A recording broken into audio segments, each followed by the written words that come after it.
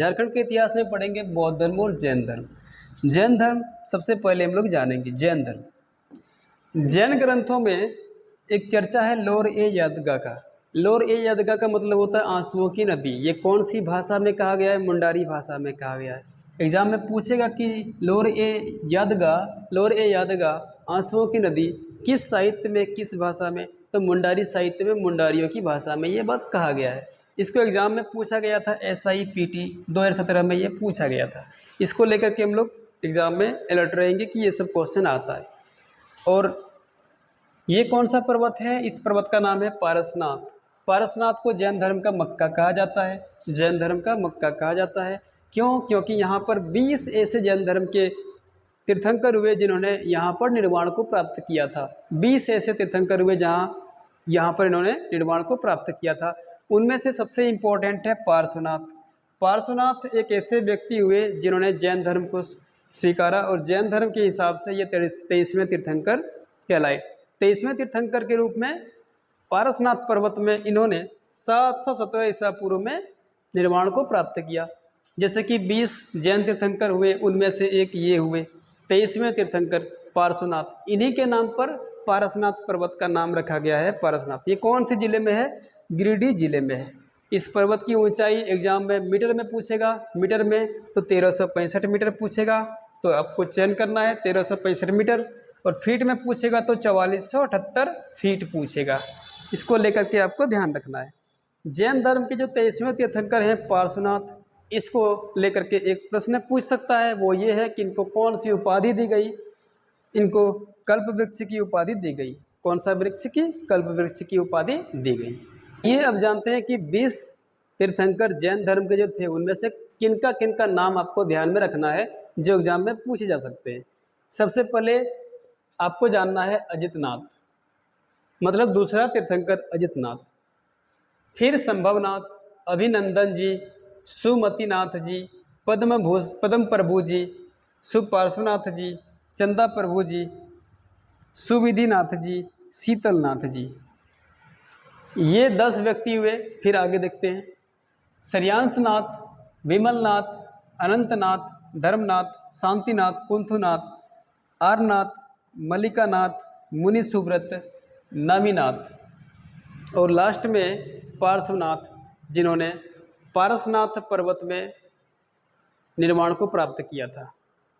इसको लेकर के प्रश्न पूछे जा सकते हैं कि निम्न में से कौन व्यक्ति पारसनाथ पर्वत में, यानी कि झारखंड के जो समेत शिखर है वहाँ पर निर्वाण को प्राप्त किया था। एग्जाम में और एक चीज़ पूछ सकते हैं कि धनबाद को लेकर के जैन धर्म का क्या संबंध है? तो आप जान लीजिए कि जैन सभ्यता एवं संस्कृति का संबंध धनबाद से है, क्योंकि जैन सभ्यता एवं संस्कृति का केंद्र रहा है, एक सेंट्रिक पॉइंट रहा है। 2 नदी की चर्चा है, एक दामोदर, एक कसई। पूछेंगे जैन धर्म से इनका क्या संबंध है? तो दामोदर और कसई 2 नदियां ऐसे हैं जिनका जैन धर्म पालन धारण करने वाला नदियां हैं, दामोदर और कसई। एग्जाम में ये भी पूछा जाता है कि लोकेशन को लेकर के, जैसे पलामू में एक क्षेत्र है उसका नाम है हनुमान गांव। यहाँ पर एक जैन धर्म के पूजा स्थल मिले हैं। और जो सिंहभूम वाला इलाका है उसमें एक क्षेत्र है बेलूसागर, वहाँ पर 7वीं शताब्दी के जैन मूर्ति मिले हैं। और सिंहभूम में ये प्रश्न पूछा जाता है कि सरक सिंहभूम से क्या संबंध है? तो सरक कौन है?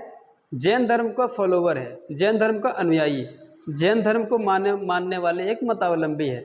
सरक गृहस्थ हुआ करते थे, क्योंकि जैन धर्म में मान्यता थी कि यदि जैन धर्म का अनुयायी बनना है, फॉलोवर बनना है, तो आपको सन्यासी के रूप लेना पड़ेगा। लेकिन कुछ जैन मतावलंबियों ने ये सोचा, एक फॉर्मूला निकाला, एक सूत्र निकाला कि गृहस्थ मतलब घर में रह करके भी जैन धर्म एक संत के रूप में रह सकते हैं। तो कुछ लोगों ने गृहस्थ में, घर में रह करके ही जैन धर्म को स्वीकारा और जैन धर्म को फॉलो किया, जिसको सरक कहा गया। सरक शब्द कहाँ से बना है? श्रावक शब्द से बना है। और श्रावक का अर्थ होता है सुनना, लिसनिंग, सुनना। तो एक समय आया जो हो जनजाति जब सिंहभूम वाले इलाके में प्रवेश किया, तो सरक जो मतावलंबी थे इनको बाहर खदेड़ दिया, इनको बाहर भगा दिया। यह कहाँ पर है? चतरा जिले में है, हमारे झारखंड के चतरा जिले में है। यहाँ पर कौन कौन से अवशेष मिले हैं, क्या मिले हैं, इनको समझिए। देखिए कोलवा पहाड़ जो है जैन धर्म और बौद्ध धर्म से संबंध है, बौद्ध धर्म और जैन धर्म दोनों से संबंध है। किनसे? जैन धर्म से भी और बौद्ध धर्म से भी संबंधित है। यहाँ पर शीतनाथ जो है, शीतनाथ उनको ज्ञान प्राप्त हुआ था। शीतनाथ कौन था? 10वां तीर्थंकर था। शीतनाथ 10वां तीर्थंकर था जो कोलवा पहाड़ में जाकर के ज्ञान को, निर्वाण को प्राप्त किया था। पार्श्वनाथ के पदचिन्ह भी यहाँ पर मिला है। पदचिन्ह का मतलब होता है पांव के चिन्ह यहाँ पर मिले हैं। और 9 तीर्थंकर की प्रतिमा भी यहाँ पर पाया गया है। कहाँ पर? कोलवा पहाड़ में पाया गया है। अब आते हैं बौद्ध धर्म। बौद्ध धर्म को लेकर के लोकेशन से संबंधित प्रश्न पूछा जाता है झारखंड में, और क्या क्या है इसको समझते हैं। पहले जानिए कि पलामू जिला में मूर्तिया गांव है, वहाँ पर सिंह शीर्ष मिला है जो बौद्ध धर्म से संबंधित है। इसके बाद सबसे इम्पोर्टेंट हो जाता है हजारीबाग। हजारीबाग में क्या क्या है? 3 लोकेशन आपको ध्यान रखना है, एक सीतागढ़, एक सूर्यकुंड, एक बहरनपुर। सीतागढ़ में क्या मिला है? सीतागढ़ में 4 मूर्ति मिली है, बुद्ध की 4 मूर्ति मिली है। और सीतागढ़ क्षेत्र का उल्लेख चीनी यात्री फाहियान द्वारा भी किया गया है। ठीक है। अब देखिए सूर्यकुंड कहाँ पर है? हजारीबाग में। इम्पोर्टेंट प्लेस है, झारखंड के जितने भी एग्जाम होते हैं सूर्यकुंड से लगभग प्रश्न आ ही जाते हैं। सूर्यकुंड यहाँ पर हजारीबाग में है। तो इसमें क्या मिला है? बुद्ध प्रस्तर मूर्ति मिला है, बुद्ध की प्रस्तर मूर्ति मिला है। हजारीबाग में एक बहरनपुर है जगह का नाम, जहाँ पर 1200 वर्ष पूर्व बुद्ध की मूर्ति यहाँ मिला है।